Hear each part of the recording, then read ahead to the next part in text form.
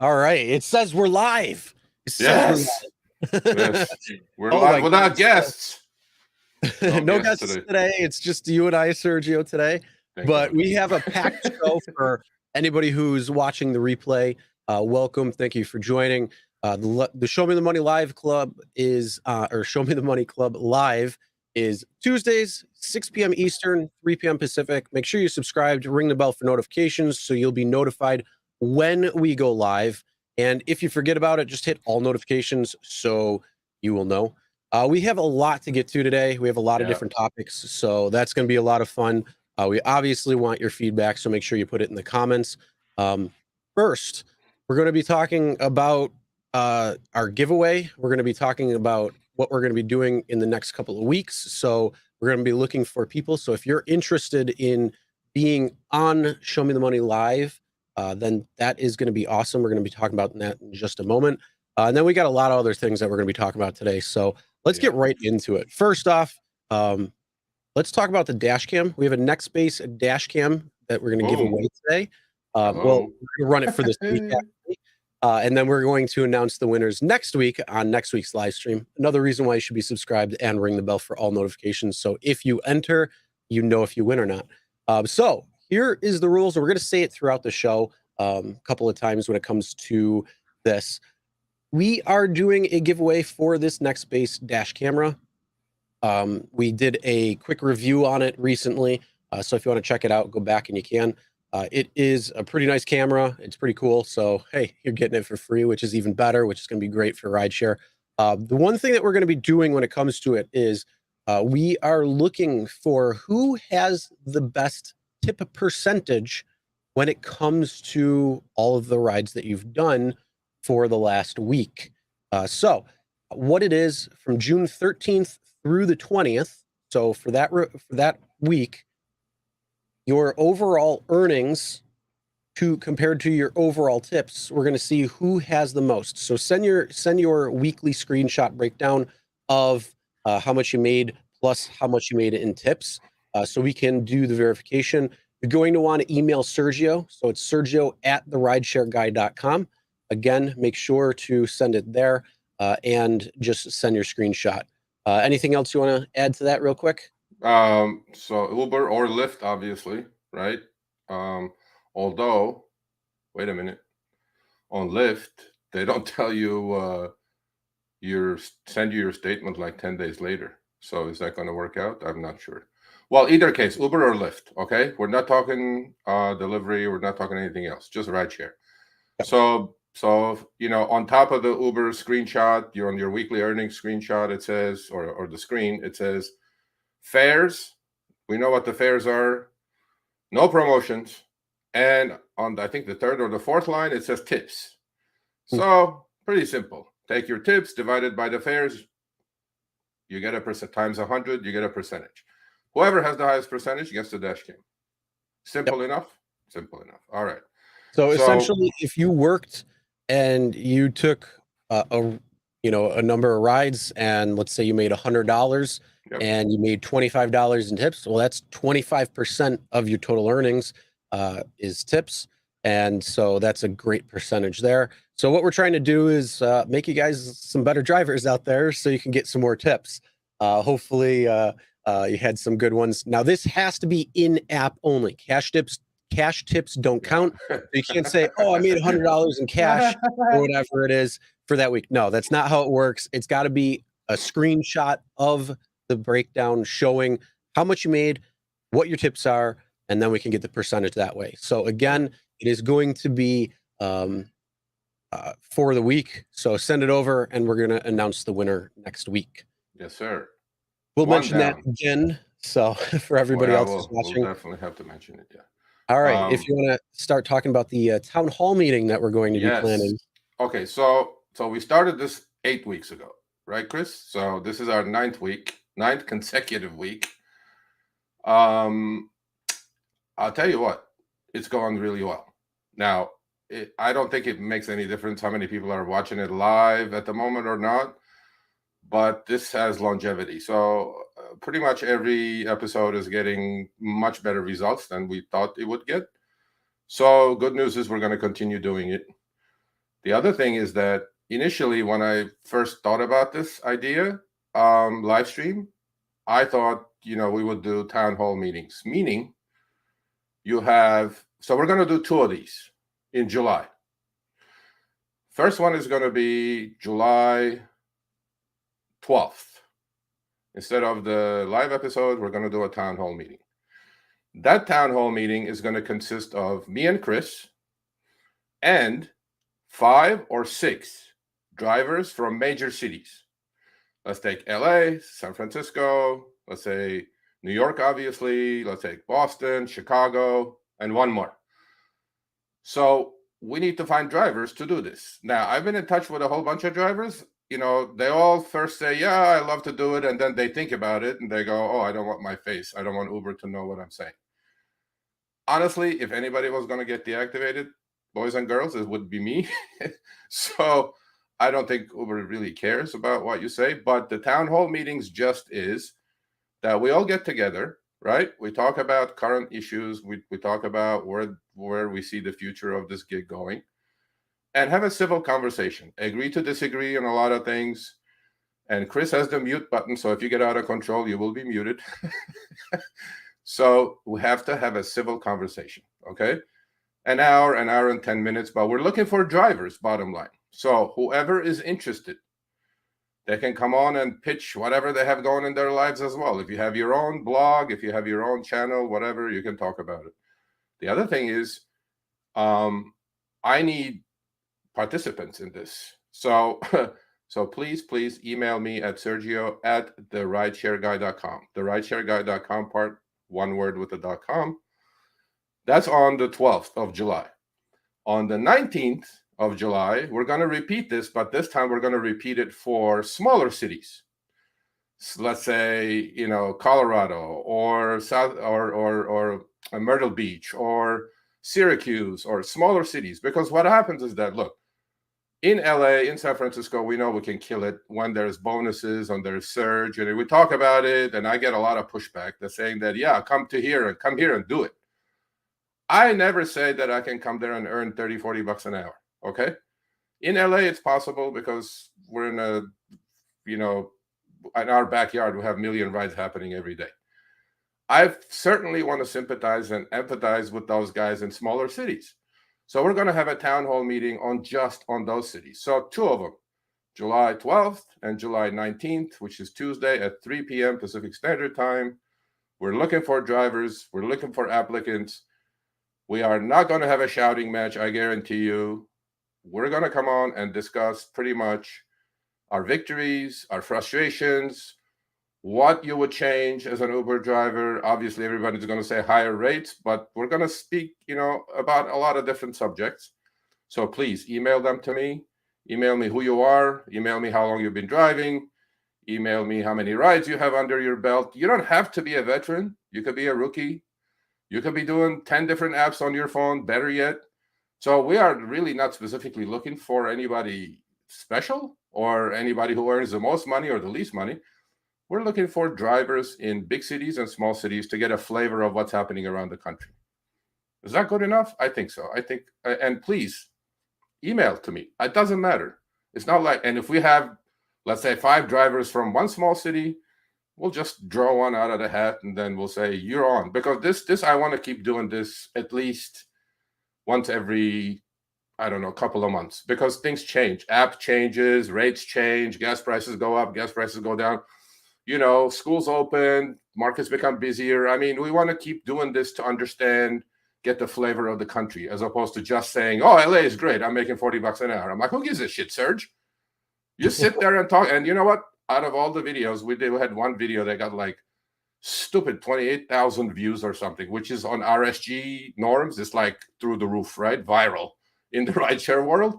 And a lot of people keep saying that. They go, yeah, Serge, you're sitting in your throne in LA. You're bullshitting all these numbers. Come out to Idaho or come out to Grand Rapids or whatever and do it. I'm like, yeah, I want to hear from you. I want to hear what you're doing, how you're doing. And that's the bottom line. So please email them to me, Sergio@therideshareguy.com. There you go. All right. Now, with that being said, yes, we're looking for that. That'll be a interesting couple of weeks for sure. And then, yeah, So what topic would you like to start with today? Okay, did you see who's watching this? Huh? Harry is watching. So sure. Harry, what's up? I typed that. Oh, you typed that? Oh, thank Yeah. God. All right, here we go. Oh, no, for the week of June 13, 20. Okay, yeah. So that's Yep. the right. Well, let's start with the big kahuna. Okay. Let's So start for with those who don't know, that.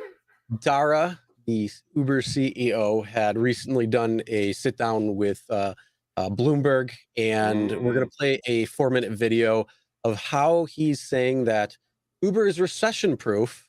And, some of the things going into this before we get started, one of the things that he says that I'm going to point on later, he explains how you can tell there's a recession by the exact opposite. So it's like a 180 on it. So, and I'm sure you probably picked up on that too. But I did. all right, let's get into the video. So it's about 4 minutes long, and if whatever you want to put in the comments, go for it. Yeah, so we have this Let's 4-minute talk video about of the Bloomberg. economy. Please listen carefully. How are you thinking about the possibility of a recession and a potential pullback in ride-hailing demand, maybe even delivery demand, as people's budgets get constrained? Yeah, it's a little sad that discussions on the economy are unwelcome now, especially at the Bloomberg event. So I think there's lots of speculation as to whether or not we go into a recession or not. I'm not an economist, so I won't speculate. Kind of like I'm not a biologist. Other CEOs are not having that problem. Yeah, exactly. But we get a pretty live pulse of what's happening on the streets every day, right? And in the cities. Okay, Chris, stop for a second. Stop for a second. And at this point, we don't. Okay, I want you to. Okay, I play poker quite a bit. Okay, there are things called tells in poker. So by studying your opponent, you can kind of tell what kind of hand they're holding. If they're lying, they will be doing something. If they're not, either the eye twitch will go higher or their jugular will start pumping faster because they're bluffing. I want you to watch his two thumbs that are sitting on his knee, okay? Go ahead. See any signal of a recession coming. Now, what's different about us than most companies out there is that just as you saw during the pandemic, a shift from spend on services to spend on retail, that shift is now going back to services, and we are the definition of a service, right? Moving around, travel is back, et cetera. So I do think that our service is benefiting from the shift back. Certainly the reopening helps our mobility business. Our mobility business is growing at very, very high rates, highly profitable. The delivery business, delivery of everything at home, continues to be strong. So at this point, we don't see any signal whatsoever. We have gone through recessions in South America, Mexico, and Brazil in the past. And what you see during those recessions is that as a labor pool eases up, and certainly we don't see signs of that yet here or in Europe, more drivers come onto the platform. And as more drivers come onto the platform continues to grow, service levels get better. So I think versus many other companies, we don't have large asset base. Our cost base essentially adjusts. In stronger economy, our cost base increases as earners and drivers earn much more money. Earners. In weaker economies, Hello, as we get earners. more drivers into the marketplace. You're no longer their drivers, earnings you're adjust earners. as well. So You're I think earners. we are relatively recession resistant if it happens. I certainly hope it doesn't happen. Right now, the signal on the street is things are really strong, and the spend on services continues to be quite robust. Okay, but you mentioned drivers. Now, driver economics. Okay, let's pause it right here for a second because they kind of shift topics. So right there, actually, you know what? You take the whole thing when you were talking about with the poker. Yeah. No, that's coming. By the way, I've watched this video a couple times. Okay. So just for me, quick comment. He says they're recession resistant. I'm not buying it. I'm just going to cut it short.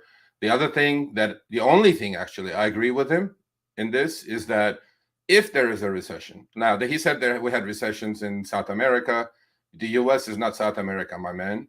In South America, they still have some manufacturing going on. In the U.S., we just depend on service. Our GDP is based 75% of consumer spending. If consumer spending goes down, you're going to get crushed. That's the other thing. And the last thing I'm going to say is one thing, again, I agree with him, is that he is going to lower his costs because when a recession hits, everybody and their uncle is going to be out there driving, trying to put food on the table. That's the only time and the only single time they're going to have enough supply of drivers out there. That's the time that Uber is not going to complain about having enough drivers out. They're going to cut the bonuses. They don't. That's what he's talking about, by the way. When the economy is bad, their cost basis goes down. When the economy is good, their cost basis go up. The cost basis is the driver. So when there's a lot of drivers out there, we don't have to put out bonuses because they have to drive for slave wages anyway. But if the economy is strong, the cost basis go up because, you know, we have to offer these bonuses to get these drivers back on the road. So that's the only thing I agree with him so far. Yeah, and then, you know, the whole thing that drivers, whenever you a lot of the comments you see is, you know, if the drivers stopped driving, we wouldn't have a service. Well, yeah, that's absolutely true. But in a recession, because you're going to have so many people trying to look for jobs, whether they're laid off or looking for extra money to try to soften the inflation and all that, then you're going to have more drivers on the road. But then it comes to, is there enough rides to actually, you know, continue? Because the riders are the ones who are paying. The drivers are the ones who are completing the service to make the whole transaction possible. So you need one and the other to actually make it work. If you take one of those away, then, you know, the system itself does not work. So in this case, yeah, you're probably going to have a huge supply of drivers. So drivers, you know, try to do what you can when you have promotions right now, because as layoffs start to happen in, you know, other sectors and things like that, where might they go? Well, it's easy entry when it comes to Uber, Lyft, and some of these other places. So, you know, make sure you sign up for different apps, try them out, see what you like, and then take advantage of those bonuses that they may be offering right now, because in the future they might not. But also, if there's no rides coming in, well, they're going to be in the same boat as, you know, having no drivers and trying to get riders. So what is that going to look like then? Yeah, 100%. You know, what's going to happen is that there's going to be so many drivers. We did that oversaturation video, which was very popular, and I can already see it happening. You know, he's talking about their supply and their cost going down because there is a lot of drivers, and pickup ETAs are going to go down on the passenger side. But what also is going to happen is there's going to be a demand destruction when the recession hits. I don't think too many people are going to pay $25 for a burrito or $30 for a ride. Now, there'll still be people doing it. Don't get me wrong. It's not going to go to zero, obviously, but it's going to get reduced because a lot of people are hurting due to inflation and high gas prices anyway. So let's see his thumbs on the next one. Hey, Mary in the house. I know Mary from somewhere. I don't know where, but I know her from somewhere. Well, one of the things though with all of that, first though, oh crap, I forgot what I was going to say. Oh my God, what was I going to say? You made me lose my train of thought. Early onset of Alzheimer's, bro. Come on now. No. Oh, I've just been crazy all day, so I know. I can tell. Just trying to calm it down for the show, but you'll remember it. Yeah. We'll just move on for the moment. Yeah. Economics right now are under assault. I mean, as we all know from filling up our gas tanks, watch his thumbs, of a Tesla, or from those social media photos of $10 gallon gas. Yeah, you know, that's hitting drivers. Now you have are you watching the thumb? Fee the right to thumb? help drivers, a gas surcharge, but you're sunsetting on the delivery side. So what else can you do to help drivers who are now finding the economics of driving through Uber aren't what they once were? I think the good news as it relates to drivers is that if you think about a driver as essentially a small business owner, the revenue side of the business looks really good, right? And while inflation is pressuring every business as it relates to driving now, drivers we talked about last quarter, drivers who drive, call it 20 or more hours on the platform, are earning in the U.S. $39, over $39 per utilized hour. So the revenue side of the equation is looking quite healthy. And while the costs are up, the costs are up, and no one's happy about gas prices right now. When you look at the driver P&L, so to speak, actually looks pretty healthy. And we're seeing more drivers come onto the platform as a result. I'm certainly hoping for lower gas prices. Everyone is. but it's not affecting our business. Have you thought about preserving that fuel surcharge on the delivery side or extending it further on the look at drive that, side? right? Well, Thumb, certainly bro. on the mobility side, at this point, we intend to extend it. On Hiding the now. delivery side, a significant amount of our deliveries come from bikes, scooters, et cetera, that isn't as directly affected by those kinds of. But let's So in other words, if you for the delivery sector out there, you're not getting a surcharge anymore because several of the deliveries are on bikes and scooters, but yet you're driving your car in several areas of the country, and sorry, not getting it anymore. Yeah. So let me pick this up on at his driver P&L comment. Okay.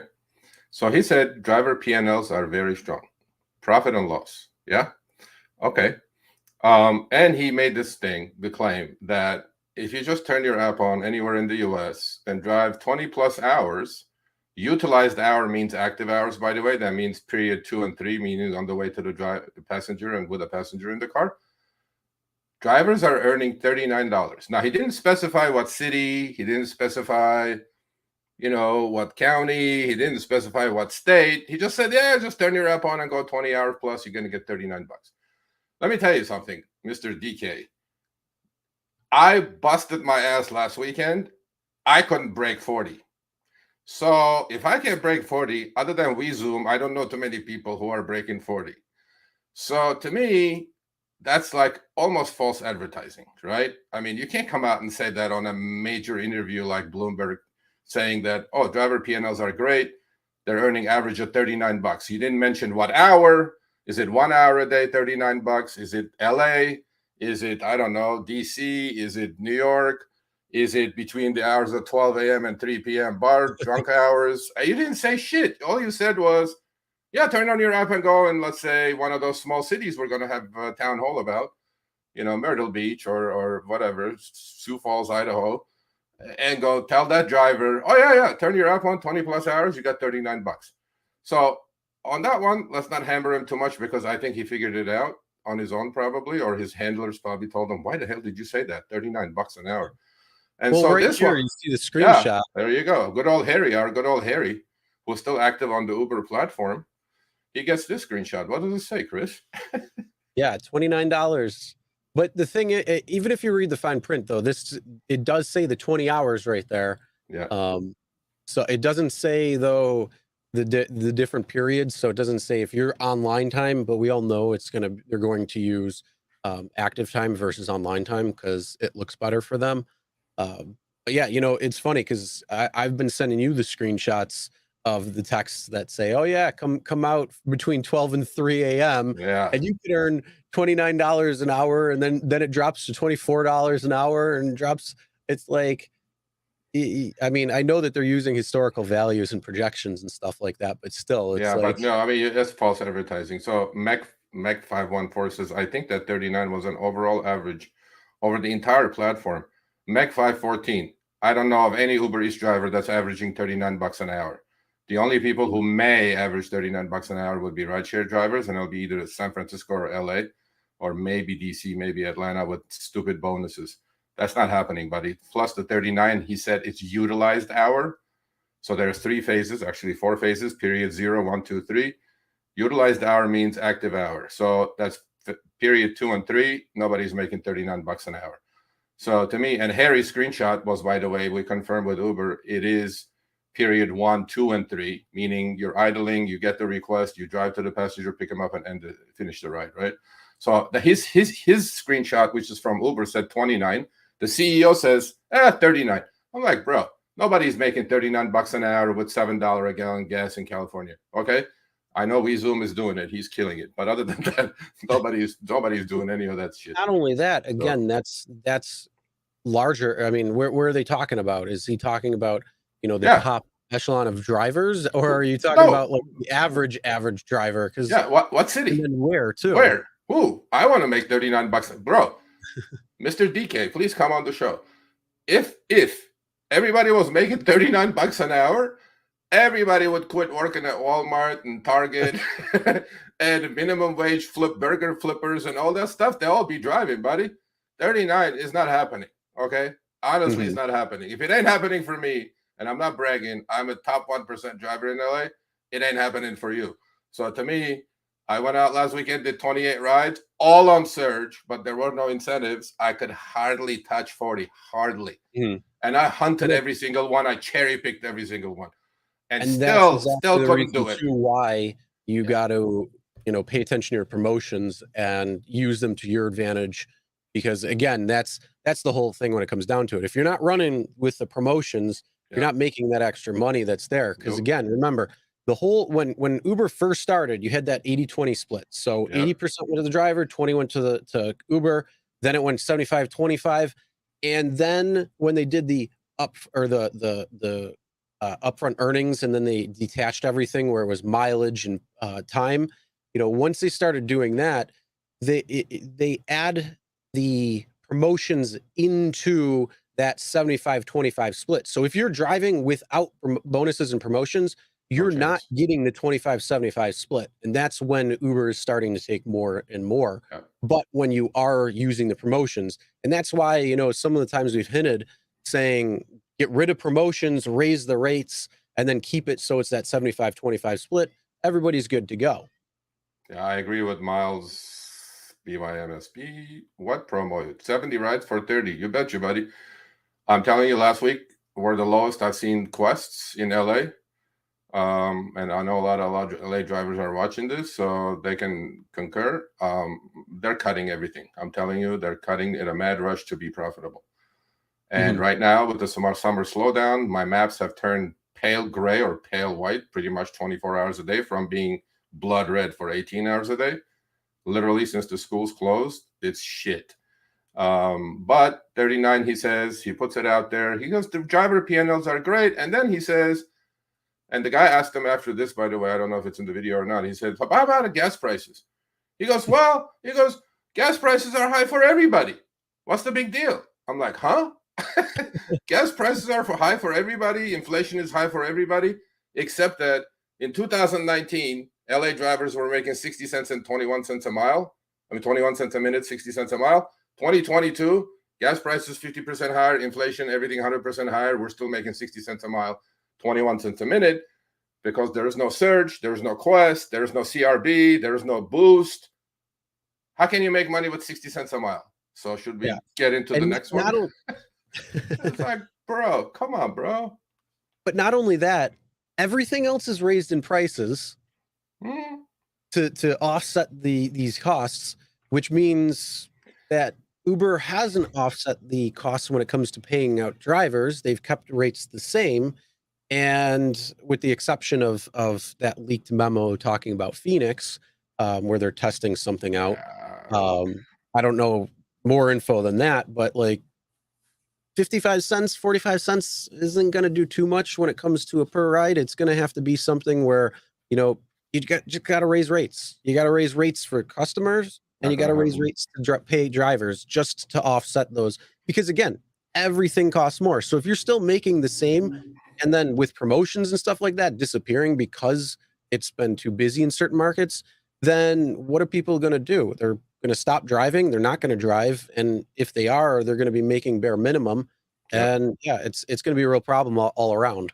Yeah. So 39, forget about it, Dara. Nobody's making 39. If you have a chosen driver in one city, yeah, maybe he's pulling down 39. Although, we're going to get to it. Our buddy Gabe in San Francisco, who was on episode 2, I think, right? Should we talk about him for like 2 minutes, and then, or should we talk about which one, the gas or that? Because you know what, we'll do Gabe's right now. We'll do Gabe's. Okay, so Gabe has been made an honorary chairman, not member, of the Show Me the Money Club, because Lyft showed him all the love necessary for him to go ant out there. Now, this is the Lyft statement. This is not Photoshop. This is none of this stuff. Look at the dates. May 16 to May 22. Lyft offered them some stupid bonuses, the staggering bonus, like 60 rides for 200, another 20 rides for another 50, another 20 rides for another 150.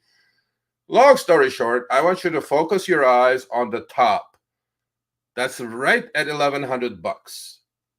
Now, drop your eyes to the right of the first screenshot. where it says he did 80 rides. Booked miles, meaning that includes phase 2 and phase 3.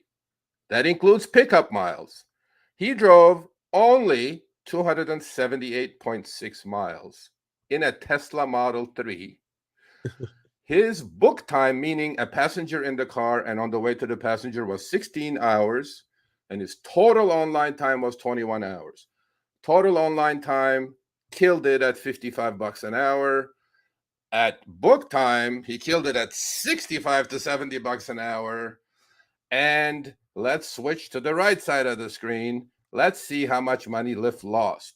So the total rider payments were $1,072. Now, this is very convoluted. You have to have a math degree to figure this shit out, but I have figured it out for you guys. What you have to do is you have to take that 1,072, deduct his tips, which was $83, deduct the third-party fees, which was airports and shit, deduct the donations. On top of that, deduct the $45.10 for the fuel surcharge. That comes to about $150. If you take that out of 1,072, Lyft collected $920, paid out Gabe $1,100, Lyft lost $180. Gabe, you are my man. And guess what? Huzzah. They offered him more money this week. He's doing it. He's doing it. So how did Gabe do this? He had a strategy, obviously. 278.6 miles for 80 trips. What do you guys think Gabe did? He hunted for shorty after shorty after shorty. He got the shorties. Look at that. Look at the ride challenge bonus. $361. Bonuses, which is surge in Lyft terminology, $85. Tips, forget the tips. And streak bonuses, he basically overlapped every single thing that he had, the pro driver that he is, and made Lyft lose $170. So when I do an article saying, you know what, sometimes these rideshare companies lose money, people go, oh no, they take 50-60% all the time. I'm like, bro, the guy just lost $170. There you go. And this week, I bet you Lyft is going to lose more money. So yes, my man Gabe in San Francisco killed it. There you go. Yep. Congrats. So, and again, if you get those promos, like the one nice thing though I can say is, you know, since everything's restarted back in, actually it was around this time last year, once everything kind of restarted, reopened, you know, we weren't getting any promos in Buffalo. Now we're getting, every week we're getting 2 promos. So you're getting your weekday and your weekend promos, which is nice. So hopefully it stays like that. I mean, even though the summer slowdown, you know, schools have been out for a couple of weeks now, you know, they're still coming in, which is nice. So fingers crossed they stay on as long as possible, at least in Buffalo. They showed Gabe the money, he took it. And FYI, last comment, $1,100. He drove a total of 278 miles. That's honestly, that's like almost $4.50 a mile. That's twice the cab fares, people. Gabe, you're my hero, buddy. Now, this week, if you break your record and Lyft loses another couple $100 on you, please send me the screenshots. I know you will. Congrats. Enjoy the money. Oh, we got another Buffalo here. Fortnite help videos. Oh, there you go. Hello, Buffalo. How's it going? Awesome. So we got some Buffalo rep here, some 716. Oh, shit. Look at that. All right. I don't know anything about it. I'm just saying, oh, shit. I like the enthusiasm, Serge. That's right. Oh, shit. Yeah, I said that. Oh, you know, I said that a lot this week. Oh, shit. Oh, shit. Look what Dara said. $39 an hour, people. Start your cars. Start your engines. All right. Well, let's get into the next little topic. And this is something that drivers, if you are not paying attention to right now. I'm not laughing. Drivers, if you're not tracking your miles right now, you really, really need to. You know, there's plenty of different apps out there. All right. The Rideshare guy, you know, recommends Stride. You know, you can try different mileage tracking apps. If you are not tracking your mileage, you really need to, and you really need to do it whenever you're online for any app, because, you know, that's some sort of expense when you're doing it. So it's a mileage tracking app. You need that to be able, in order to claim anything when you're doing your taxes for the next year. But some good news is the IRS is also going to be upping their standard mileage deduction from 58.5 cents to 62.5 cents beginning on July 1st, and it's going to go through December 31st of 2022. So the final 6 months of 2022 is going to have 4 cents more per mile when it comes to what you can write off for your taxes. So for all the people out there who are saying, well, 4 cents isn't going to do anything. Well, 4 cents if you're driving a lot, you know, over 6 months worth of miles, that's going to add up. So that means that's more money that's going to stay in your pocket versus, you know, going back in taxes. So that's a good thing. You know, that's going to help offset some of these higher costs when it comes down to it. Again, just make sure you're paying attention. But the big news is what you see next to this. Now, those are the per mileage I'm and losing per my minute shit today, bro. huh? I'm losing my shit today. I'm laughing a lot. This is pitiful. This is pitiful. Fuck, man. Oh God. I mean, seriously, look at this shit, man. Go ahead, Chris. God So damn. this is from Reddit. This is also taken from August of last year. So these rates might not be accurate, but these are the different market rates that you can see. So They're lower. yeah, you can see that some are actually under the standard mileage deduction currently as we speak. And LA. well, LA. in 10 days when they up it to 62.5 cents, more markets are going to be underneath this mileage threshold. So you can see right here, this is just the first screen that I have up of the different markets. So you could take the minute to take a look through, see if yours is on here, if it's accurate or not. And then, you know, here is the second page of it. Again, if you want to check it out, just, you know, go on Google, type in, you know, Uber rates, Uber mileage rates or something, Reddit, and it should pop up there. These are just, again, screenshots taken directly from that. Yeah, we zoom. You got it right, buddy. The rideshare driving has become the biggest tax loophole in the country now. Because we drive, we take the 62.5, and we don't pay any taxes. We may even get a refund. So rideshare driving is like the best tax avoidance tool ever. 62.5 cents a mile. We're driving a base rate at 60 cents a mile. Hey, DK, how do you figure out making 39 bucks an hour with 60 and 62.5 for IRS deduction? I go like, holy crap. Look at these cities. Look at some of these numbers. Nashville, 57. Bloomington, 60. Jacksonville, 61. Kansas City, 61. New York, $1.10. Hello, New York. Atlanta, 61. These are big cities, bro. Chicago, 61. Sacramento, 59. I'm like, really? Indy, 55. LA, 60. All right, we're right there. We're the winner. Washington, D.C., 60. You guys notice the bigger the city is, the fucking lower the base rates are of these things? I'm like, wow. I mean, seriously, who in their right mind would start their car and drive at $7 a gallon in gas at 60 cents a mile while the IRS deduction is 62.5? Honestly, I don't know. Please, people, stop driving, please. I know you need the money, but you're losing money, man. You're losing it. I mean, I don't know. Just why? Go get a W-2 job or something until this shit gets better. Don't do it. Anyway, yeah, really. Anyway. The one thing, though, that I want to know is how do they get away with giving drivers the lower amount of pay than what the standard mileage deduction is? I don't know. Like, how do you actually, like, there's a couple in here. If you look, like Sacramento is 58.5 cents. I don't know. You know, Redding's 59 cents. Like, are they actually Oh no, here we go. Knoxville, Tennessee, 57 cents. So right there, that's. Oh, we got a winner. Hold on, we got a winner. Orlando, Florida, 54. I just saw that too. And then Phoenix is 55. But Phoenix is also going. Anybody who's in Phoenix, you probably are going to be pretty happy soon because they're going to get rid of the I apologize. Fuel surcharge, but they're going to be raising rates apparently. We'll see. Okay, no, he says stop the curse. Okay, I apologize. I will not curse. This is a kid's show. I'm not going to curse. Go ahead. Semi. Because I'm pissed, bro. Look at this. Come on. But that's the whole thing. It's like how do you actually pay under the standard mileage deduction? Like, how do you get away with doing that? I've never understood that. I don't know how they're able to do that. Luckily, in my market, it's 67 cents per mile on Uber and 71 cents per minute or per mile on Lyft.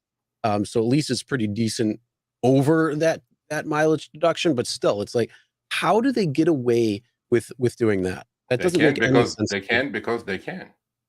That's Yeah, it. I They don't can know. because they can. Look at Houston, 60 cents a mile, 12 cents a minute. 12 cents a minute. So let's take 60 minutes times 12 cents is $7.20. I mean, for God's sakes, people, don't drive. Really, there are plenty of jobs, supposedly, according to the Federal Reserve out there. Go get a 18 to 20 bucks an hour job.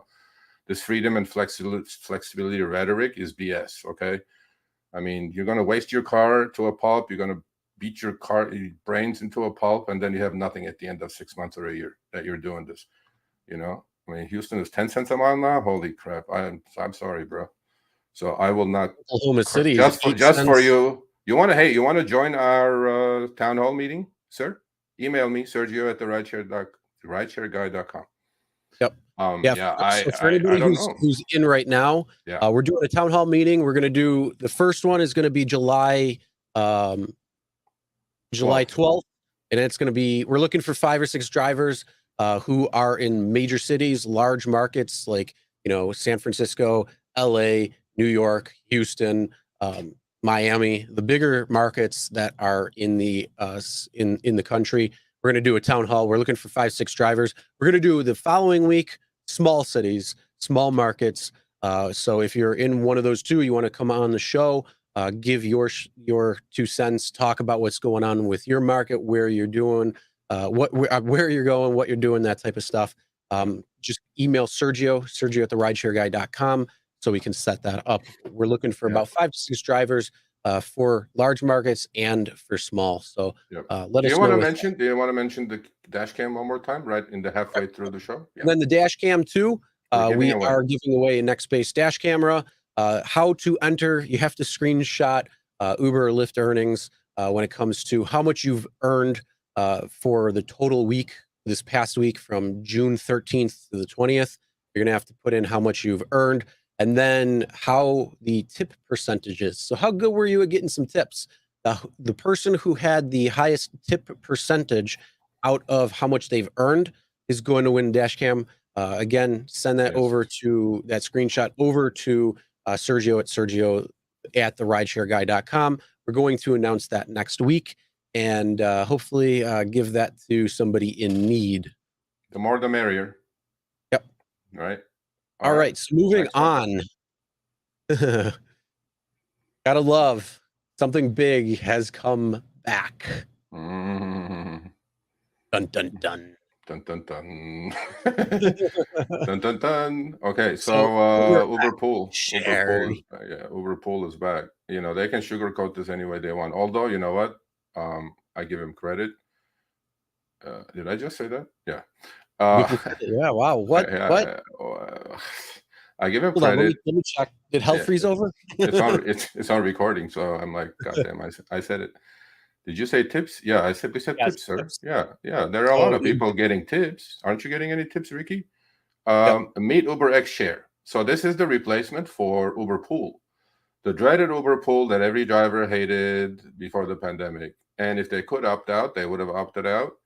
However, according to Andrew McDonald, which I hope he comes on our show, but after this, I doubt it. You gave me credit though. I did. Yes, I did. Yes, Andrew, I gave you credit. Oh, we Zoom. Oh, we Zoom. Thank you. UberX Share to LA. Yes, 24 guys. Share for a lunch. Yes, of course we are. So thank you, we Zoom. Go kill it out there. Meet UberX Share. So this is replacing Pool. In the old days, a pool string, whoever had it in their city, they know what I'm talking about. A pool string could have gone on forever, literally. They'll be like, you could pick up 1, 2, 3, 4, 5, 6 passengers, drop them off in whatever order the algorithm asks you to do. You would be working for 20 to 30% less in mileage, like 45 cents a mile as opposed to 60 in LA. So basically, you had to do like 4 times the amount of work for half the amount of money that you're going to get. So pandemic hit, luckily, for UberPOOL haters, and it stopped because they said, no, we can't put like 10 people in a car. Okay, so now they're bringing it back under a different name called Meet UberX Share. So the differences are actually pretty drastic. You can only one person can order UberPOOL. In the old days, you could have 2 people can order two seats in a car because all 4 seats could have been taken on a pool trip. Now it's one person at a time and maximum 2 passengers in the car at the same time. So the string that used to go on and on and on and on and on, or could have gone on and on unless you push your stop new request button. Now it's only 2. The other good news is they both have to wear masks. You get to do pool pickup. If the person doesn't show up in 2 minutes instead of 5 on a regular X ride, you have the right to cancel and collect the cancellation fee. Also, while you're waiting those 2 minutes, they're forcing the passenger to be ready to go. There's also a 33 cents a minute waiting fee. So if you show up and the PAX is not ready to go, they're on the clock, 33 cents a minute, yoop-de-doo, but it is something better than nothing.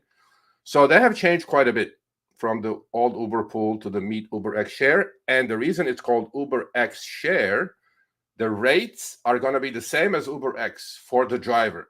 So 60 cents a mile, 21 cents a minute. However, I'll give you a scenario. So I pick up one guy, he's going 5 miles. Then Uber algorithm matches him with another passenger. That's the max, 2. I'm maxed out now. And I pick him up or her up. The first guy's going 5, but what if the second guy is going 40 miles, right? So there's a possibility of that, because what they do is it doesn't come in as a ping. It just gets added on. It gets stacked on like Lyft does with their shared rides. So long story short, what I did was I tried to just pick up one UberPOOL passenger and turn the app off, to new requests off, not to get matched. But if you want to finish your quest faster, it's a good tool to use to finish your quest faster. And the rates are UberX rates these days, as opposed to 20 to 30% lower that they used to be. The other and last good thing that they did with this is that this definitely I give him credit for. Andrew, I give you 100% credit because I think you're the master brain behind this. If you go on your app, on your preferences, you know what kind of car you're driving, and you can drive for UberX, delivery, Uber Eats, packages, whatever the heck is available to you in your class, in your category. There is also going to be now one called UberX Share. You can opt out. Hello. So they have given the driver the choice to opt out. For how long? I don't know. So if you do opt out, you're not going to get UberX shared rides. So I think it's definitely an improvement from what it was from my experience before the pandemic with Uber from UberPOOL. So I give him credit for this. If you don't want to do it, don't do it. Great. Okay. I don't know how many people. My question, luckily, I've never had it in Buffalo. Thank I'm happy God. about that. I honestly, I would try it out just to see how it is when I came here, especially now that there's, these promotions and stuff that are going on, and you can get it quicker and easier with, these shared rides if it's available. The whole thing is, we're looking at the screen right now. You look at that last one, it says riders only get a discount on the price if you pick up a co-rider. So they designed it that way that riders would be more welcoming to each other while in the car. So what about the whole upfront earnings? Are they going to say, oh, this is what you're going to get only if somebody comes in the car, but if not, we're going to charge you the normal regular rate? Yeah, I looked on my passenger app already, priced a few rides on UberX Share. It's about 4 to 5% cheaper than an UberX from the start. Okay. And I priced it from my house going to the same spot, right? So it's about 4 to 5% cheaper to start with. And if you do get matched, it's going to drop another 20% on the passenger. Now, what I don't know about this is that, let's say I'm in the middle of the city center, it's surging. Is Uber going to give me the surge on the second passenger? Because in the old days, we had massive problems with that. That on the second passenger, they would hide the surge, the multiplier. But, now it's flat rate. The first trip is going to come in just like it comes in. If you have upfront destination privilege, you're going to see where the passenger's pickup is, where they're going, right? But on the second one, in the old pool, they would just tag the guy on or the person on that's coming in your car, okay? And that would come in with no information whatsoever, not an extra ping. It would just be automatic match, and the algorithm would reroute you to the next passenger. So to me, I am going to go do a few UberX Share rides for you guys, just to see if they're cheating the driver or not, especially on Surge, right? So if I'm in a Surge area picking up a passenger, I see that on my second phone. I mean, I expect to get Surge. So, and also, with the X rates, I mean, if you want to finish a quest faster, I'd say go for it. But in most cases, with the bad experience the drivers have had with UberPOOL pre-pandemic, I think most of them are going to opt out. That's my opinion. Okay. Yeah, I think that's probably going to be the case too. The question though is how are passengers going to take this, having the ability only to take one person? So people who are doing this pre-pandemic, who are ordering pool, are they going to be as receptive, saying, "Oh, I can only have myself. I can't order it for me and a Well, friend"? you know what? No, in pre-pandemic, when I used to do pool, and used to have a hack that worked, we're not getting into that, but most of the time it was single passengers, to be honest with you. So to me, I don't think that's that big of a deal, but there is a mask issue here, by the way. I don't think it's on the screenshots. I read it, the small print. So it said that if a passenger, everybody has to wear a mask during UberX Share, just like UberX, but most people these days that get in my car are not wearing a mask, and I don't care at this point. I'm just kind of going with the flow. On the UberX Share, you may get downrated, to be honest with you, because if you accept a passenger, if the first passenger and you are wearing a mask, and the other passenger is trying to come in the car without a mask, and you allow that to happen, the existing passenger may downrate you. So UberPOOL used to be a ratings killer, and I'm expecting this to be also a ratings killer, because they could say, don't let this guy in the car without a mask. They have a point. That's what it says on the app too, by the way. You have all three people, 2 passengers and a driver, have to be wearing a mask during UberX Share rides. So it also says if you show up to the spot to pick up the passenger, they're not wearing a mask, you cancel and move on just like that.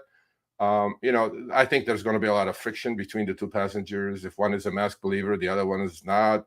I mean, and to me, it's like, I will try it out just to see if my hack is still working. But otherwise, I think most people will opt out. Yeah, it'll be interesting to see how that goes. Yep. For sure. Yep. And just watch out, because sometimes they like to if you opt out of something, turn it off. Every once in a while, they like to turn things back on.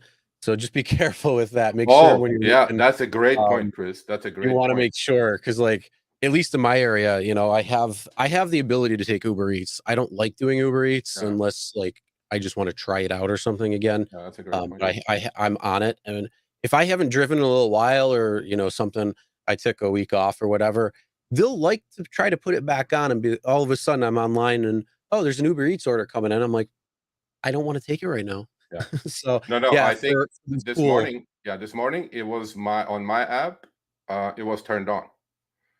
I didn't turn it on. Be auto opted in. Yeah, so it was definitely turned on, and I'm afraid every time you turn your app off, I think they're going to sneak it by you and try to turn it on. So please go check your ride preferences and turn it off if you don't want it. You may have to, just because you opted out once, may not just save you from opting out all the time. So, just out of safety for yourself, and out of, you just go to your preferences on the lower left-hand corner. There are like a couple of lines on the lower left-hand corner of the go online sign. Make sure that it's off, because otherwise they will sneak it by you. And then all of a sudden you'll take your ride, and then you might not see it at the moment, and then all of a sudden you got another order that you got to go pick up somebody. Sergio's email, Sergio@therideshareguy.com. Sergio@ one word, therideshareguy.com. I hope you're one of the winners of the dash cam. Either the dash cam or getting the hold participant of the town hall. Yeah, either one. We'll take either one. Either one. All right, so let's talk about another crazy legal challenges that Uber and Lyft have been facing the last couple of days. So we'll start first off for drivers in Massachusetts. You have an AB5 like legislation law on the books saying that drivers are classified as employees. Uber and Lyft kind of don't follow that. I believe last time I heard there's a lawsuit going on between the state of Massachusetts versus Uber and Lyft. Mhm. I'm not 100% sure though, so don't quote me. This is going on a little while ago. Mhm. And then they tried to get a Prop 22 like legislation ballot measure onto the elections for this. I think it was this year, right? For this Yeah, November. for it was a ballot measure, right? They're trying Yep. to do like a Prop 22 version in Massachusetts. Yeah. So And Lyft, essentially, by the way, Lyft spent the most money on it, 13 million bucks. whew, that's no easy pill to swallow Oh, yeah. when the court comes and says, "Yep, you're not going to be able to put that on That's not on gonna the happen. ballot." So, Yeah. yep, they were trying for like a Prop 22 like legislation to keep drivers as is, but the Supreme Court came and said, "Nope, you can't do that because of a little trickery that you had put into the ballot measure." And essentially, from my understanding, correct me if I'm wrong, but it was something to do where it would be a way to be able to pay drivers below minimum wage. So there was something in there, and then I think there was some other thing, and I can't remember Yeah, off the top. I pulled it up. It's just like 3 sentences. I'm going to read it because I'm not a lawyer. I'm not a legal scholar, but I like reading. So this one, it says, in a unanimous ruling on a challenge filed by labor advocates, these are the unions and other people, the Massachusetts Supreme Judicial Court essentially said tech companies, including Uber and Lyft, overplayed their hand by also including language that would shield them from being held liable should their drivers get into accidents. so that means the coverage that they tell you that you have on phase 2 or period 2 and period 3, they go, maybe not. So these are not stupid people, Lyft. So they discovered that, and they said, shield them from being held liable, meaning the TNCs, Uber and Lyft, should their drivers get into accidents by specifying them not an employee or an agent. So it basically says that if you're going to do that, then you can't tell them that they're not an agent or an employee. So That's why I Dara think said that earners. 13 million, that 13 million plus the legal fees. I don't know who your lawyers are, but I think you got gypped on that one. So to me, I don't know. So by the way, they have a thing called IC Plus. Have you heard of IC Plus? No. That's what the model is. That's what the Uber business model is. Independent contractor plus. Yeah, independent contractor plus. Oh yeah. So I'm working on a big project, not at RSG. So I don't know how many people are watching right now? Can you About tell me how 60. many? 60. The numbers are going down. God damn. In California, because of Prop 22, there is a 75-cent charge that the Uber and Lyft charge the passengers. It's on your receipt. It comes as California driver benefits, right? So IC Plus means you're an independent contractor, but you may get benefits if you drive minimum of 20 hours up to 40 hours. You get a healthcare stipend, do this, do that. Where is all this 75 cents times millions and millions of rides are going? How many people are getting the benefits? Out of 60 people, is anybody getting that benefit, California Benefit Fund? The passengers don't know that they're paying that 75 cents, by the way. They are not even aware. They probably know more about the gas surcharge of 55 cents than the 75 cents it is.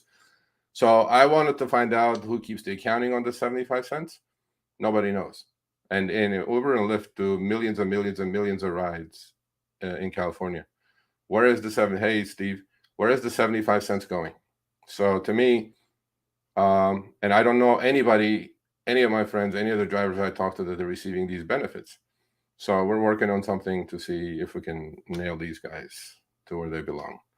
No idea. That would be pretty interesting. But that talking about California, for anybody who is on the list for Rideshare Drivers United, they just sent out an email to everybody saying that a couple of people in California is suing Uber and Lyft for price fixing and antitrust and a lot of things there.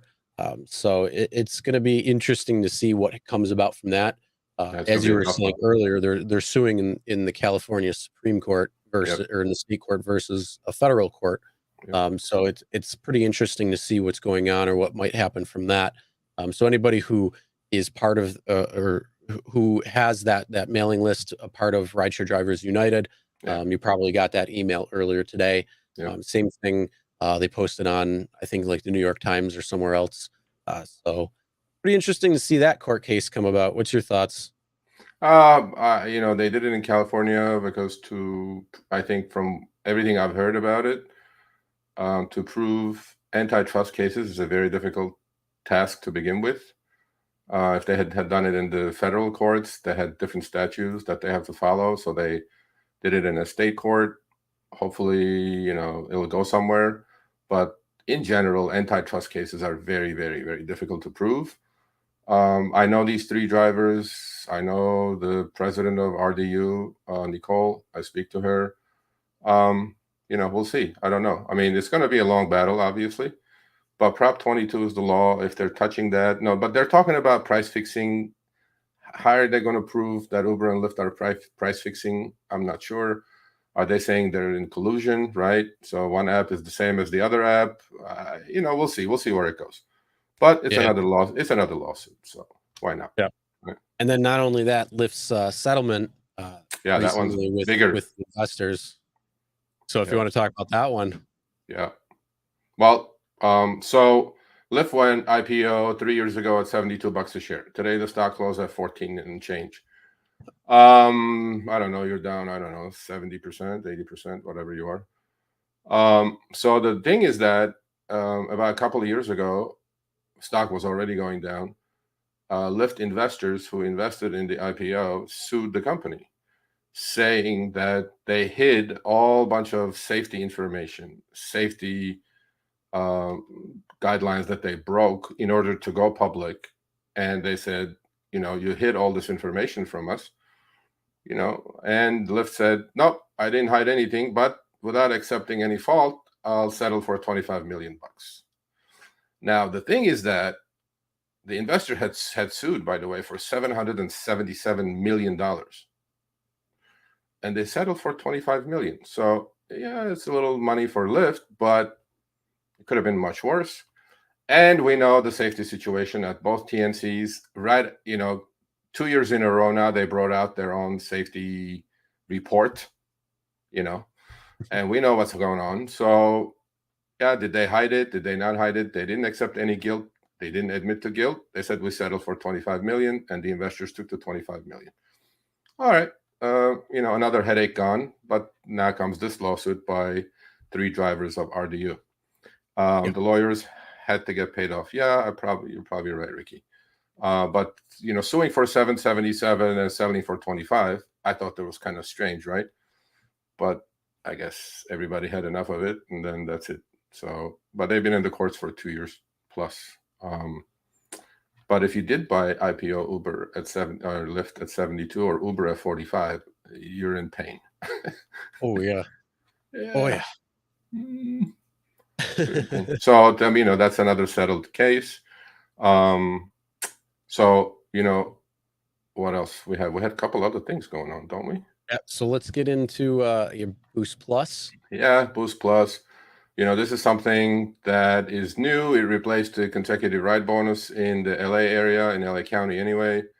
So on the left, you guys see the screenshot. That's the zone that if you do accept any rides within that zone, you get an extra $2 Boost Plus. This is, I think, from last week. And this is how pitiful my Boost Plus is down to now. And my Quests, yeah, this is from last week. So these numbers used to be 2 months ago, 2.5 months ago, they were up to $17, $18 per trip. So when I did those, which I did, of course, for a couple, 3 hours a day, Uber lost money on every single ride. And they figured, well, we can't keep doing this. Just like they were doing before the New Year's, they were doing something called CRB, consecutive ride bonus. They would offer me, 3 for $30, right? If I do 3 consecutive rides, I get a $30 extra. I mean, God, it was like money heaven. I was averaging $60 an hour. Now with this 2 extra bucks, I mean, what is that? Are you crazy? I mean, I'm not going to start my car for that. And on the right, there's my latest Quest, 50 trips for $80 from Monday through Thursday. That's another, what is that? That's another $1.60, if my math is correct. So between the two, and this is, by the way, from 5 p.m. to 6 p.m., only single hour out of the 24. I don't know if anybody else got better numbers, but they have become as stingy as possible.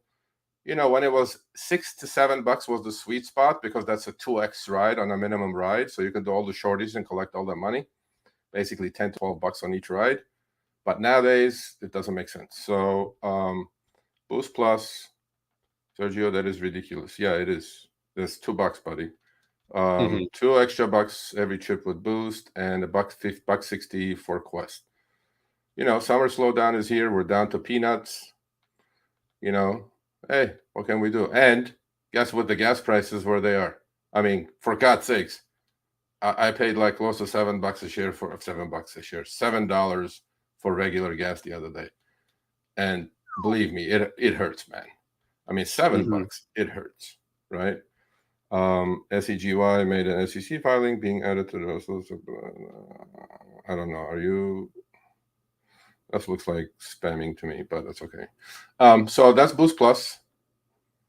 You guys want to do it? Go get that big $2 for 1 whole hour between 5 6 p.m., which in LA traffic means you can maybe do if you're lucky, 2 rides because of crazy traffic. Afternoon rush hour, not going to happen. You're not having my car for that. Now, what have you experienced when it was actually higher? What have you experienced when it came to, you know, the surge map on these Blood red Plus hours? Blood Where red. would the surge be? Would it be also included in the Boost Plus area, or would you see it? 3 months ago, that area that you see on the map on the left screenshot would be blood red. It wouldn't matter what kind of boost they put on, because there were not enough drivers. Since the schools closed, that area is only white or gray now. And now they know they have enough drivers in the area. They don't have to put on, you know, massive numbers in Boost or Quest, because there are a shit ton of people out there driving. So to me, you want to drive for $2 extra, do 1 extra ride, get an extra $2. I mean, we're down to this now. I'm not going to drive. I know I don't need to drive, but a lot of people have to drive. And I don't know if anybody else got better Boost numbers than me, but practically everybody I talked to, they got the same $1.50, $2.50, whatever. And on the next one, this is from Tuesday, June 21. This was today. There's my new Boost between 6 a.m. and 7 a.m. morning rush hour, $1.50. I'm like, bro, come on. Are you kidding me now? I mean, what's $1.50? So now, do you like Boost Plus, or do you like the consecutive ride bonus better? Boost Plus, because it's a single ride. You're just nailing ride after ride. But the consecutive, they can pull all kinds of tricks on you. On the third one, you know, they can ask you on the second one to take a picture of yourself, then you have to turn the app off, and there goes your consecutive ride bonus. It happened to me. You know, to confirm who you are, supposedly, and then it happened quite often, actually. Or on the third ride, they'll send you to Timbuktu for a pickup, and you have to take it, because to finish your CRB, you have to take it, right? And hope that the passenger cancels. So, you know, all kinds of games are played. So on the CRB, they're tying you up to the app for a longer period of time. On Boost Plus, you do 1, you do 10, doesn't matter, whatever you can squeeze in. Literally, it was 2.5, 3 months ago, there was a Saturday that they offered me $18. And my screenshots are in some article. I don't know where they are. I think I did 9 rides in 3 hours, all short, all in Santa Monica, all with surge. Each ride was like $25 to $28 for 2 miles, 2.5 miles, 3 miles. Uber lost their ass, and then I turned the app off and went home. I mean, the idea behind Boost Plus is, you know, they put it in that area. They want everybody to get in there, right? So they have enough supply for the passenger ETAs to go down. And then they're counting on you to stick around after the Boost Plus period ends, right? Well, if you give it to me for 1 hour for $2, I'm not even going to get there, let alone stick around. You know what I mean? So he's like, whatever. Daniel, going back to your question, what I average in Buffalo, it's usually between 25 and 30. Sometimes it's more, if now with promotions and stuff going on. Usually it's been, you know, 30, sometimes 35. But that's usually around where I'm at. Smaller market. Killing it in Buffalo, baby.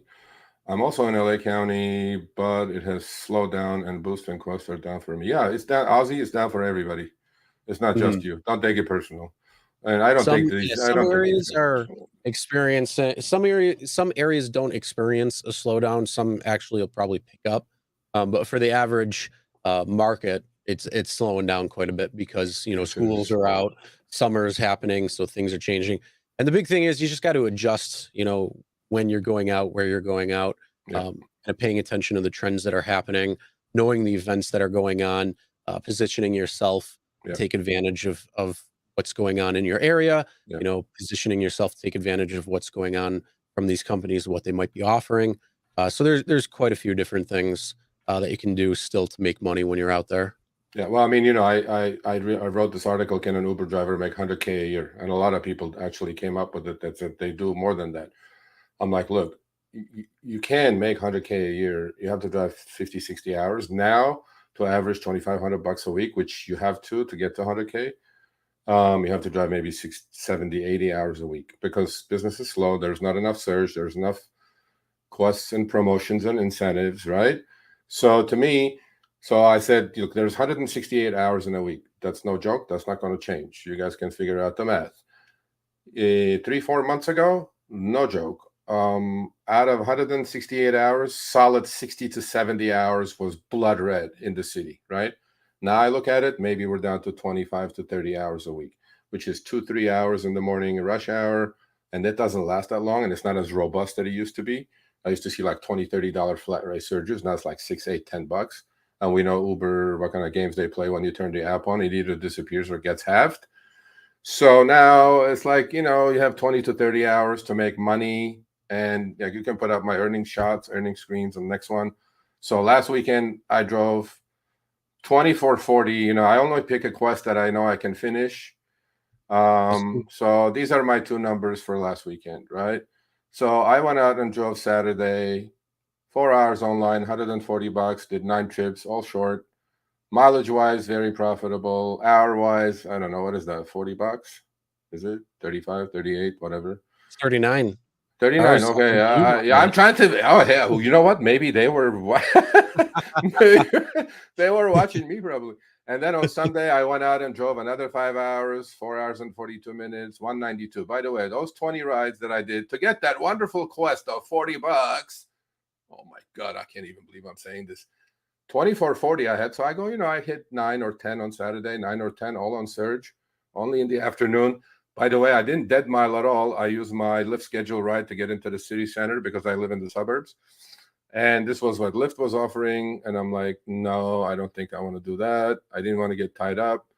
Oh, and that was my Lyft earnings with schedule rides to get into the city center. So that's like 40 by 42 bucks an hour, whatever.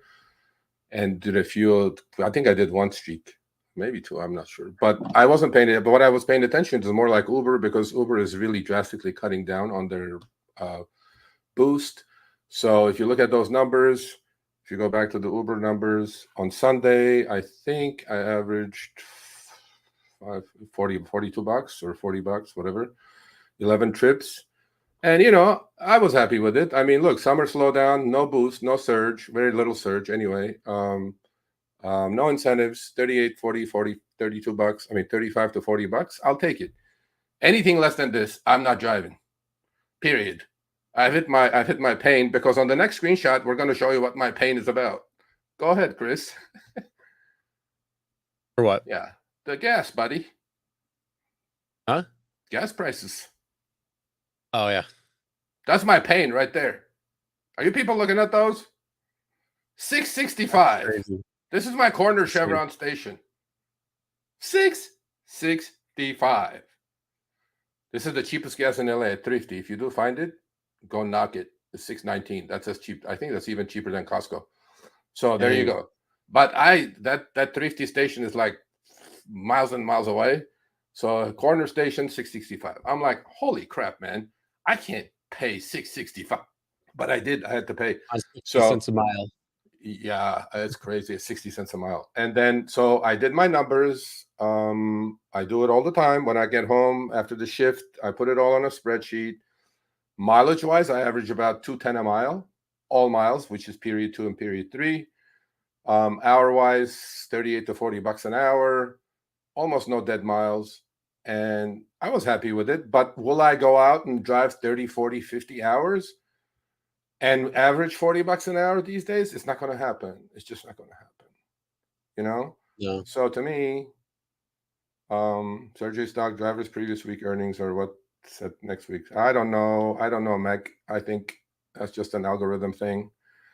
I found 599 Gardena, but bro, I'm like 50 miles from Gardena.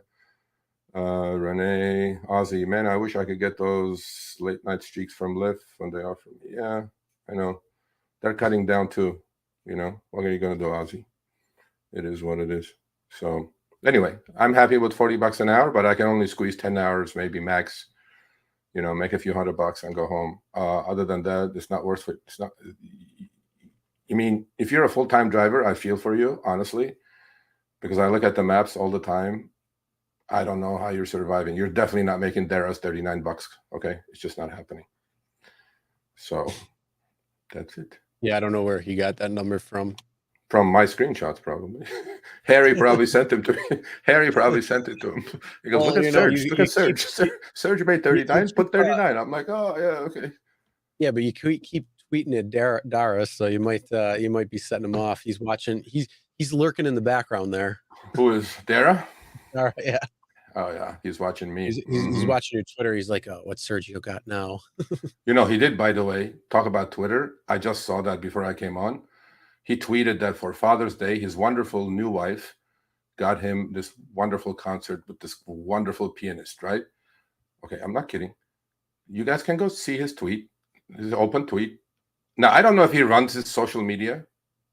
I don't know if he's glutton for punishment. I don't even know why he has Twitter or any social media, honestly. There were 98 comments. You can look at it. It's on Twitter. 98.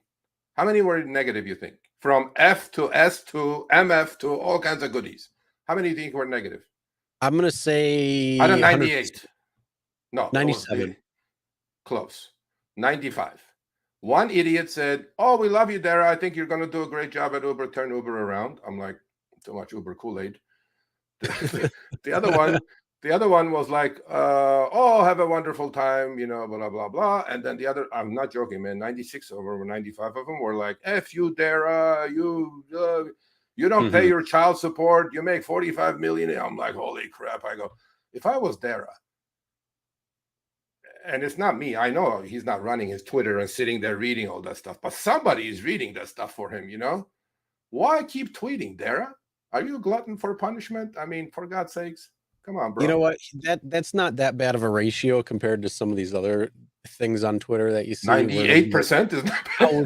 No, I'm talking about like tens of thousands of comments. Oh, Elon Musk kind of thing. Yeah, I got you. It's a whole different story for him versus you know, some of these other places that are just getting absolutely demolished when they get ratioed. If I was there, I wouldn't be on social media. I know I'm going to get a whole bunch of crap. I would be doing this. When I'm lying, I would love to play poker with you, Dara. I will take some of that. I will take some of that 45 million from you. Whatever. Well, that wouldn't be bad. Yeah, I would love that. So yeah. What else? All right. So you want to get into our little article that we came across? I'm an Uber and Lyft driver in New York City, and the 8 worst parts of the job. Is it? I see it. Dara should not be on social media. I agree with you. Rideshare with you. I'm an Uber and Lyft driver in New York City. Oh, what a pretty face. These are 8 worst parts of my job. Only 8? That's not bad. So, first off, what are you complaining about? Yeah. First off, just to put this in perspective, because if you go through the 8, you're probably going to be like, how does this make any sense when it comes to driving and being an taxi driver 2013? She's a tough one, that's bro. Exactly why. So this woman is a New York City taxi driver, Uber and Lyft driver, and also serves as a secretary for the Union of Taxi Drivers of New York. So we want to make sure that's clear. How does that make sense? Okay, I'm getting delirious now. Well, the problem is, you go back and you look at the title. It says, I'm an Uber and Lyft driver in New York City. These are the 8 worst parts of the job. The problem is, half of them don't even apply to Uber and Lyft drivers. So let's get right into it. So the first one is low wages. We don't have wages, buddy. Gas price and inflation. You know what? I 100% agree with that. I would put that as my number 1 in there. And for anybody who's watching this, you know, let us know your thoughts on this list too. And if you want to make up your own 8 and let us know by all means. Send it to me. And so low wages, we've talked about that when it comes to base rates and all that. Yes, Without promotions, it's tough out there for drivers. Remember, Chris, we did the thumbs up and thumbs down on the Uber get go, whatever the heck it was. Okay. Let's do that on this one. Okay, go ahead. So what's thumbs up, thumbs down? Up. All right. So, I agree with if you. we agree, thumbs up. If we disagree, thumbs down. There we go. All right. Second one. Lack of health insurance. The fuck? What? Sorry, whoever you were. What does that mean? When did you have health insurance and now you don't have it? God dang it. There you go. I got to disagree again because, the whole thing was there were no benefits for this. When we first started, you were getting paid good. Since then, You it could buy your changed, insurance. but they never gave you health insurance through this. And again, being a taxi driver, that's where you might act accordingly on this. So, right there, number Okay, three, that's thumbs down. Okay, lack of what? lack of mental health resources. Okay, I'm not going to make fun of this because this is a super important subject. Like, I was in a tweet storm the other day with some idiot, which I fell into, which I shouldn't have. I'm better than that. I'm better than Dara. I'm not going to fall into that. Okay, anyway, I wrote this article like 3 years ago about the physical and mental challenges of Uber drivers. Look, Uber driving is horrible for your health, physical health, because you're sitting, there have been studies made on cab drivers, what kind of health problems they have because being in the car, sitting in the car for hours and hours and hours on end, right? So health problems is one thing, but also as an Uber driver, it's a solitary thing. You're in the car on your own most of the time, unless you have a passenger. And what if that passenger is unruly? Then you have bigger problems. So mentally and physically, mentally and physically, rideshare driving is not healthy for you. So what was her comment? It says what? Mental support? Lack of mental health resources. From where? From Uber and Lyft? Yeah, that's just saying in general, the 8 worst parts of being an Uber and Lyft. But what does that have to do with Uber and Lyft driver? Okay, anyway, I'll give you thumbs up. I'm going to go with a thumbs down on this one because first of all, there are, mental health is a big thing. And I agree. Yes. I'm not going to say it's not, because there's a lot of people who have real problems that need true help. Yeah. But the thing is, this is not a Uber and Lyft thing, in my opinion. No. This is something that would fall under health insurance when it comes to certain aspects of mental health awareness and all that. But the other big thing too is these are also community-based organizations that are around that can help you with these things. So like, if you're not taking up on your own community organizations that are there to be able to help you, then that's on you. And, you got to do what you got to do in order to do that. And yes, these community organizations are there, especially in New York City.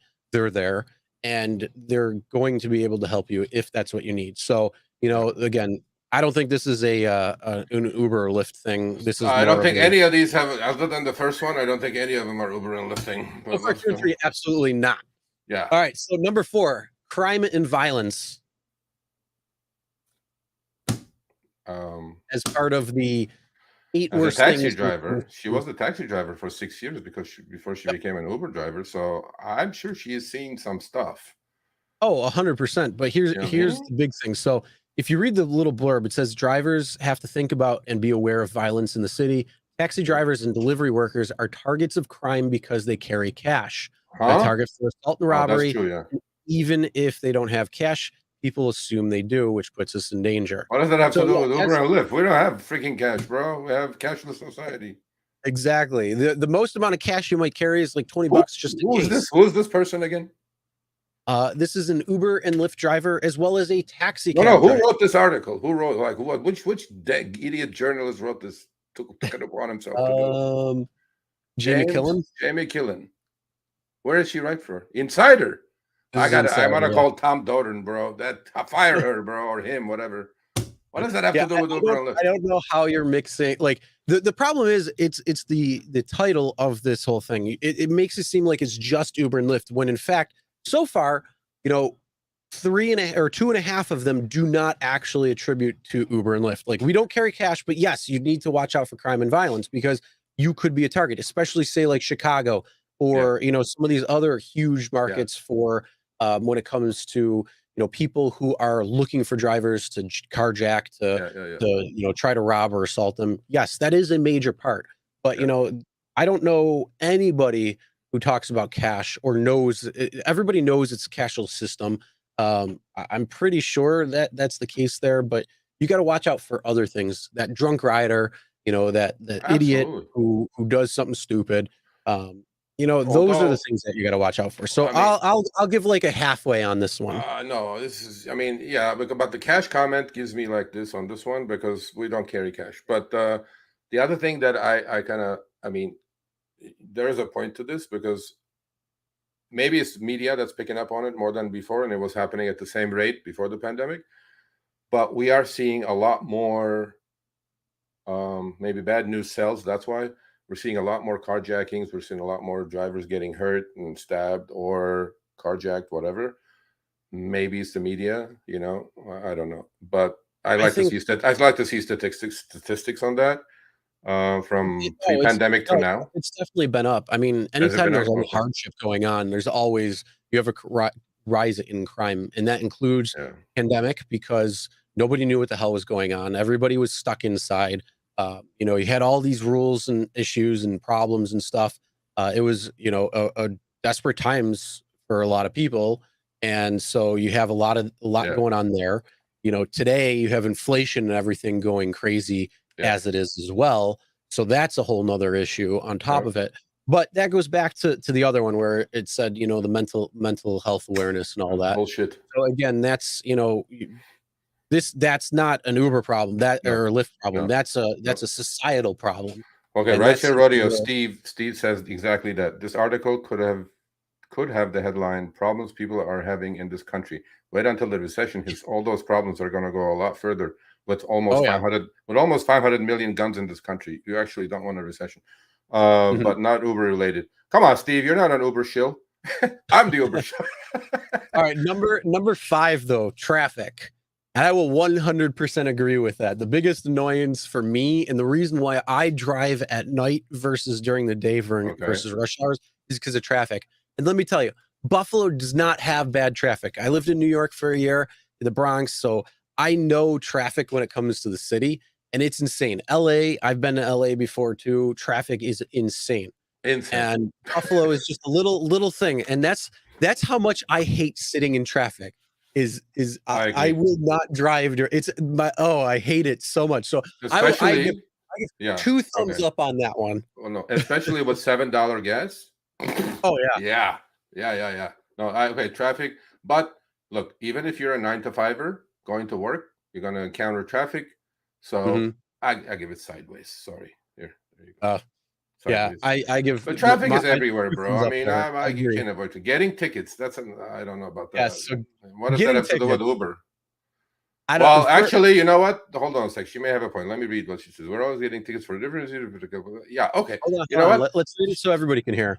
Yeah, okay. So it says we're always. Go ahead. You go ahead.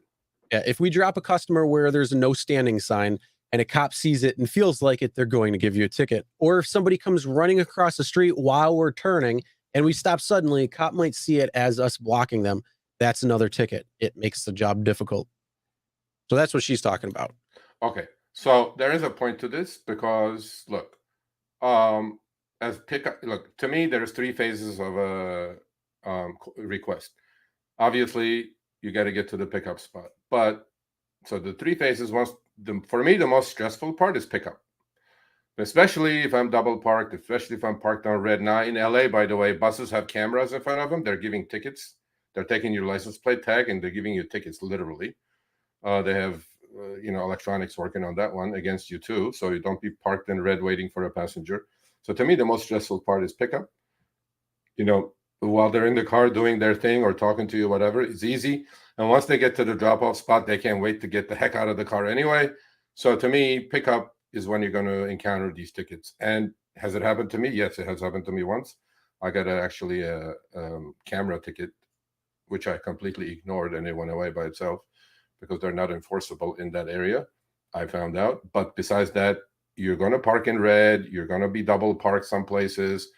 and you're going to have to make some ridiculous U-turns where you shouldn't be making because the lazy passenger from the other side of the street won't come to your side. You know what I'm saying? And like, try to make a U-turn, whoever knows LA, in the middle of Melrose at 5 p.m. Good luck. You know what I mean? And to me, it's like, yeah, this is part of rideshare driving. And if you do get a ticket, Uber's not going to pay for it. So, yeah, take I the think risks. I think the biggest thing is, it's on you as a driver. You got to try to do, obviously, as you said, yeah, you're going to pull some crazy U-turns and, different things when it comes to driving and stuff like that. But the big thing is you got to try to do the best you can.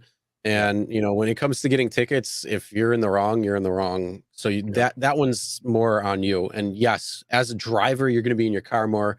You're going to be more prone to being, seen by cops just in general, trying to do things that, you're not necessarily supposed to. So yeah, I think though, when it comes down to it, you just got to be careful with driving and just be smart behind the wheel. I mean, if you're a full-time driver, this percentage is obviously on the 50, 60 hours a week is going to go through the roof with this.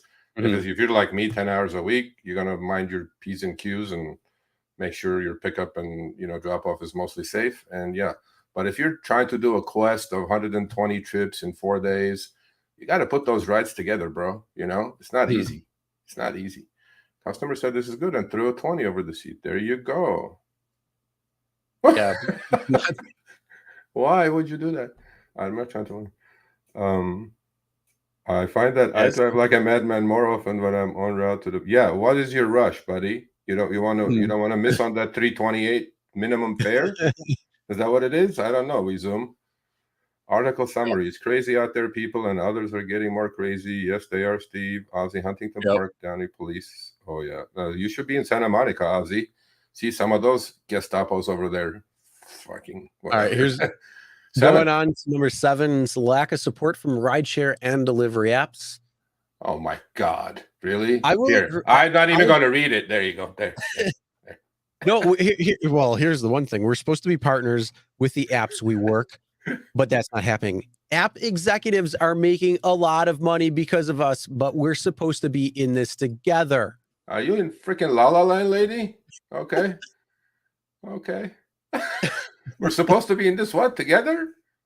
That's what we're so wow. So what a puff piece, man. Uber, Lyft, and the drivers are supposed to be like this and singing Kumbaya, drinking Kool-Aid. Is this for real? Does she really exist, bro? Is she after 3 years of driving for Uber and Lyft? She's saying this really, but we're supposed to be in this together. If this person is watching, crack? is this person? Please get hold of Sergio. Email Sergio at the Rideshare. Go ahead. We want to talk to you personally on this. Bring it on. We want to, like I said, if you went with the article, just the headline, and then read these bullet points, you'd be scratching your head like, what are you talking about? I get it though. There is lack of support from rideshare and delivery apps when it comes to, just in general, trying to get hold of support, trying to get issues taken care of and things like that. But when you're making a point talking about app executives are making a lot of money and you're supposed to be in this together. What does one have to do with the other anyway? I mean, I agree that, you should be we all should be having a higher per rate when it comes to the mileage.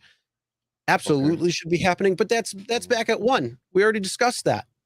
When you're talking about what else? Well, let me read the rest of this. There shouldn't be a better income. What? Are you in Sweden or what, some socialist country, bro? An average CEO makes like 3,400 times the lowest paid employee at any corporation these days. So let's get cats out of the bag, honey, whoever you are. There shouldn't be a better income for them than the drivers. And we're going to, oh my God. I was like, yes, they help us through. Yes, they help us through the app and the system. Bro, I'm telling you, this person does not exist. This is a fictitious person. I don't know. They got a picture, so I'll have to look if it's stock photo. I'll have to Google that. No, and then bullshit. Last one. Sorry, whoever that was. I cussed again. See, but I have to cuss at this, man. Okay, go ahead. Last thing, no union support. Huh? Sergio. Steve, are you still here, Steve? Okay, you're here. I know it's not about pro-union, bro. This is ridiculous. What the heck are these people saying? No union support? Since when there were unions in rideshare? There isn't. And there was no support now, but there was before. I mean, you have the Rideshare Driver United, which is like Axel trying Springer. to be. You have the Drivers United in Washington, and you have some other. RDU is in LA, but they're not a union. Yeah, what I'm saying, they're outreach programs. They're not union support, and there hasn't been. But you know, I don't know of any union for independent contractors. Doesn't work that way. Rideshare, Steve, she's a union pusher person. I'll tell you in a little bit. Oh, is she? You know her? Oh yeah, if we can create a union, we'll be able to come together and have the voice we need to express our demands. We want to be able to talk with the people in charge at both the city level and the apps to get some of these issues resolved. Full of shit. Honey, we've been having issues for as long as they've been around, and 3% of them have been resolved. Yeah. There is nothing wrong with unions. MEC 514. We didn't say want to bring back. Okay, so you texted me on the side the other day. This is off topic, but I have to bring it up. You know, there is this app that they use in South America. You said, right? Is it South America? In Brazil, it's called Stop Club. What is it called? Stop Club. Stop Club. So this is like a it's like a messaging or like WhatsApp for drivers, rideshare drivers, or gig economy people. Okay, imagine how wonderful that would be if we had something like that instead of a union, right? Here's how we'll make money. Please put me as the president for 1 month. If I don't double everybody's income, I don't know anything I'm talking about. So we put every driver in LA on this app. We go apps off at 6:48 a.m. until 7. Guess what's going to happen to the city? Blood red. We turn the apps on, do 2-3 rides, apps off again. So now we have control of our own destiny. We make these companies bleed, but then nobody. It's not going to happen. Surge Club, right? Oh, you better believe it, baby. Surge Club is all right. So just going to who this person is. A New York City-based taxi, Uber, and Lyft driver who serves as a secretary for the Union of Taxi Drivers of New York. So, yes, that is exactly why they are very pro-union when it comes to it. Whether you agree a union would help or not, that's not the debate here. When I came across this article and I saw it and I was reading through it, I'm like, I was scratching my head like, do you even drive, brah? Like, you know, Harry may have more rides than this chick, bro. So I'm like, what is going on there? Steve, we call it the way we see it, bro. We have no muzzle here, except one gentleman got pissed off and I think turned us off. He says, "Why do you have to cuss all the time?" I'm like, "I'm an East Coaster, so it happens." Yeah, I am too, but I got to try to hide it when I can. But off air, I'm a dirty sailor.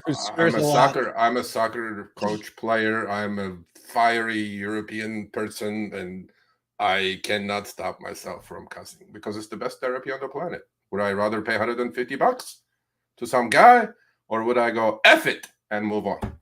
I go F it. There you go. We zoom. Thumbs down. What do you mean? We zoom. Thumbs down to what? We zoom.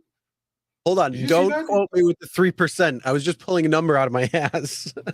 Yeah, that's right. I don't know how many issues have been actually resolved when it came to certain things, but I'm assuming it's very low compared, since most of the complaints are people who want the per rate to go up. Oh, per article. Yeah, I still love you, then we zoom. Sergio Stock. Hold on. Hold on. Just get a chance. The article. Well, you sent it to rideshareguy.com. Is that where you did? I will read it. I haven't logged on yet. I was like, had 80,000 emails today. Sergio was going to say, "I'm a soccer mom." No, I'm a soccer dad. But there are a lot of soccer moms out there right now. That's why there's no surge in LA. Soccer moms, I can't wait until school's open, bro. Just go back home. Driver dad. Okay, all right. Is there anything else? I told you it'd be 90 minutes. No, we got a couple more things real quick. First off, okay. Recap with the dash cam giveaway for those who want to enter. We have a next page dash cam that we are giving away. The parameters that we are going to be figuring this out on is you have to send us your earnings screenshot when it comes to how much you've been paid for the week of June 13th through 20th. So this past week, Yes. how much you've made and how much you've made in tips. And this is Am only I included in there? Am I included in there or no? No, I'm not included, right? Do you have a dash cam? I don't No, have a anybody dash who's cam. affiliated I'll with take it. Rideshare Guy Sell it on cannot be. eBay. No. Send it to me, please. Sergio at the rideshareguy.com. The winner will be announced. The winner is going to be who Next made Tuesday. the most in tip percentage to how much they Yes. earned. So if you made $250 in tips and you drove 1,000, No. well, you got 25% right there. You did really good. Let's see if you made the most. If you made $30 tip and you took a $45 ride, you probably will win. But yes. Again, yeah. Oh, there's no threshold. the 1 trip, earnings 100 trips. Yeah, there's no threshold. One it's trip, gotta 100 be- trips, it's whatever. gotta be the Full time, week, part though. time, whatever. But Yeah. it's got to be June 13th to 20th, right? Okay. So for those who got some good tips, I don't good know. tip Some percentage- dude with a Tesla may win this. I don't know. Yeah, you Tesla know what I'm tips saying? for some reason is a real thing. Tesla tips are like unlike the stock market. They're like 45-degree angle to the upside. Yeah, a little bit. So, I don't know. Yeah. All right. And then also, anybody who's interested in coming on, we are having a town hall meeting. We're looking for about 5 to 6 drivers. We're doing this 2 weeks. We're doing small markets yes. and we're doing large markets. We're doing the large market one. So if you're part of LA, if you're part of San Francisco, New York City, Miami, Houston, any of these big markets, Washington, D.C., any big Atlanta, market, whatever. Yeah. we're looking for 5 to 6 drivers to come on, share their thoughts of what's going on when it comes to, what you're seeing in your market, some of the different things when it comes to it. You just don't drive, Steve. We need actual drivers. And when it comes to large markets, it's going to be July 12th. We're looking for it. Same time when we come on. And also for small markets. So your smaller markets, Buffalo's included on that. We're a small market. Any small markets, though. What market are you in, Mech? Share your thoughts, or even cuss out Sergio for saying you can only make $50 an hour and say that's not true. I'll allow it. You can tell me anything. Hey, man, it's open mic without cussing. Hold on a second. Mech 514 says, I'd love to come on for the small market. What market are you in, Mech? You have 10 seconds. All right. Well, Mech, either way. Okay, email me, Sergio at the rideshare.com. I'm out there working every day. Not Rideshare. I know you're working with your Para and Solo and all that good stuff, but not Rideshare. Hey, Lehigh. Okay, there you go. Lehigh Valley, Pennsylvania. Boom. Okay, you're nice. on. So, Email me, please. The small market one is going to be June 19th. For everybody who's watching, come on, give us some thumbs up here. Thumbs up, but you give it to us later because if we have 500 views now in a week, it'll be like 5,000 views, so it's okay.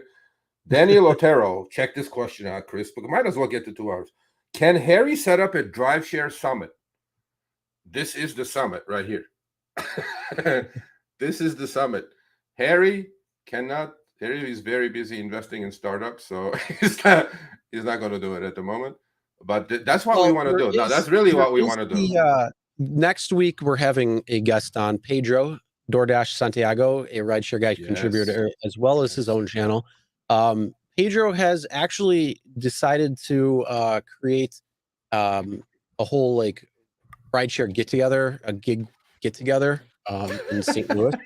So he's going to come on and talk about that next week. So there is something that's going on for that, and that's I think at the end of July, the last week in July, or last week in July. What? Okay, no. I saw Sean Tuber says, "We Zoom. If you pay for a StreamYard, you can fit up to 10 people." Do we have up to 10? How many people do we have? We can have up to 10, but we're looking for 5 to 6. Sean, we have 10, bro. We just want to keep it 5 to 6 because I know it's going to get out of control. And we don't want to boot too many people off. We want them to say what they want to say. Harry has moved. Yeah, Harry has moved to bigger and better things. No, he's still running this company and he's doing a great job. Yeah, we have up to 10, but we just want to give it a shot for 5, 6, caged animals at one time. And then maybe we'll open the doors. Yeah, he said he would, but then I don't think I can go. But I'm gonna let him know next week. That would be good. Are you going? Are you going, Steve? I don't know. St. Louis Yeah, in the middle that'd of be freaking July, I'll be sweating my ass off there, bro. I think I'm on vacation that week. That's the week that my son is off soccer, LAFC. So can we finish it yet, buddy? It's like Yep. an hour and 45, bro. Yeah, we went way super over than we overtime. thought. We're trying to do these for an hour, but we had a lot on our We plate love- for this. we love doing it. Stuff, and it's a lot of fun. So yeah, that's what we're planning for next week as well too.